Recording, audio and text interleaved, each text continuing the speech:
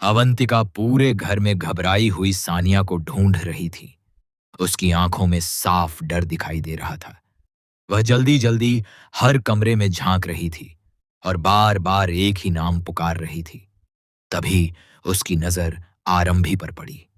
वह तुरंत उसके पास पहुंची और बेचैन आवाज में बोली, आरंभी, तुमने सानिया को कहीं देखा है? आरंभी ने बिना किसी घबराहट के बहुत सामान्य अंदाज में जवाब दिया, हां, यहीं कहीं होगी। लेकिन यह जवाब सुनकर अवंतिका की बेचैनी और बढ़ गई। उसने चारों तरफ नजर दौड़ाते हुए कहा, यहीं कहीं होगी मतलब क्या? मुझे तो कहीं भी नहीं मिल रही। अगर तुमने उसे देखा है तो साफ साफ बताओ ना, वह कहाँ है? माहौल में अचानक तनाव फैल गया। आरंभी ने बिल्कुल शांत रहते हुए कहा, अवंतिका, वह अभी बच्ची है, यहीं आसपास खेल रही होगी। हर छोटी सी बात का तमाशा बनाने की जरूरत नहीं है।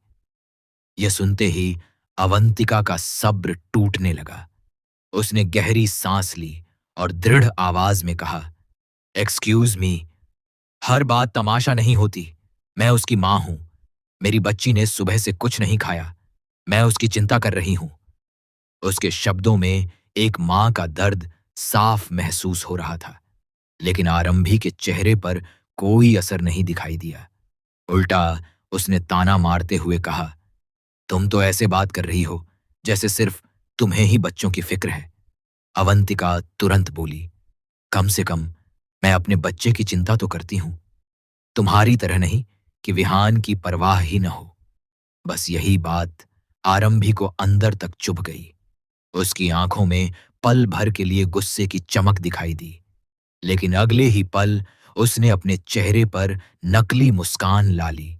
वह धीरे से बोली, वाह, मतलब दुनिया की सबसे अच्छी मां तो सिर्फ तुम हो, और मैं तो बहुत बुरी मां हूं, है ना?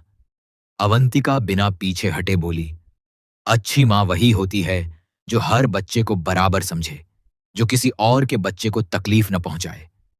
यह सुनते ही आरंभी के मन में जैसे कोई खतरनाक विचार फिर से जाग उठा। उसने मन ही मन सोचा, अब इससे बहस करने का कोई फायदा नहीं। दवा अपना असर दिखा चुकी है। इसके चेहरे पर सब साफ नजर आ रहा है। बस अब किसी भी तरह इसे ग्लास वॉल के पीछे पहुंचाना है। उसके बाद जो होगा उसे कोई नहीं रोक पाएगा। उसके चेहरे पर हल्की सी रहस्यमयी मुस्कान आ गई, जिसे वहां मौजूद कोई भी नहीं देख पाया।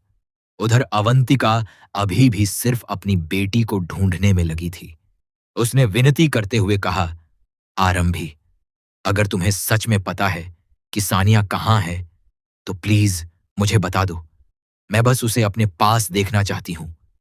आरंभी ने कुछ पल रुककर उसकी आंखों में देखा, जैसे वह सोच समझकर अगला झूठ बोल रही हो। फिर उसने बहुत सहज आवाज में कहा, वो विहान के साथ ग्लास विंडो के पास खेल रही है। यह सुनते ही अवंतिका ने राहत की सांस ली। उसके चेहरे पर हल्की सी मुस्कान आई और वह बोली, ओह, थैंक गॉड। प्लीज तुम जाकर दोनों को बुला लाओ ना। मुझे पूरा यकीन है कि दोनों ने सुबह से कुछ नहीं खाया होगा। मैं अभी उनके लिए खाना लगाती हूं। लेकिन आरंभी ने फिर ताना मारते हुए कहा, वाह, मेरे विहान की भी इतनी चिंता होने लगी तुम्हें। अवंतिका ने शांत रहने की कोशिश की, लेकिन उसकी आवाज भर्रा गई। उसने कहा, अभी बहस करने का समय नहीं है। अगर बच्चे साथ हैं तो उन्हें जल्दी से यहां ले आओ। आरंभी ने फिर व्यंग्य से कहा, अरे, मैं तो बुरी मां हूं ना, मुझे क्यों होगी किसी की फिक्र? अब अवंतिका ने लगभग हाथ जोड़ते हुए कहा, प्लीज मुझसे बहस मत करो। जाकर दोनों बच्चों को बुला लाओ। कुछ पल तक दोनों एक दूसरे को देखती रहीं। आखिरकार आरंभी ने धीमे से कहा, तुम्हारा भाषण सुनने से अच्छा है कि मैं खुद जाकर उन्हें बुला लाती हूं।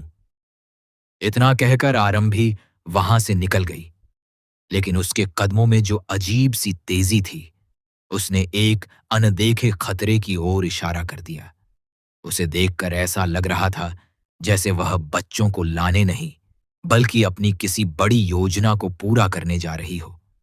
दूसरी तरफ अवंतिका को बिल्कुल भी अंदाजा नहीं था कि जिस जगह वह अपनी बेटी को सुरक्षित समझ रही है, वहीं अगले कुछ मिनटों में ऐसा हादसा होने वाला है जो पूरे परिवार की जिंदगी हमेशा के लिए बदल सकता है। अब सवाल सिर्फ इतना था कि क्या अवंतिका सही समय पर वहां पहुंच पाएगी, या फिर बहुत देर हो चुकी हो।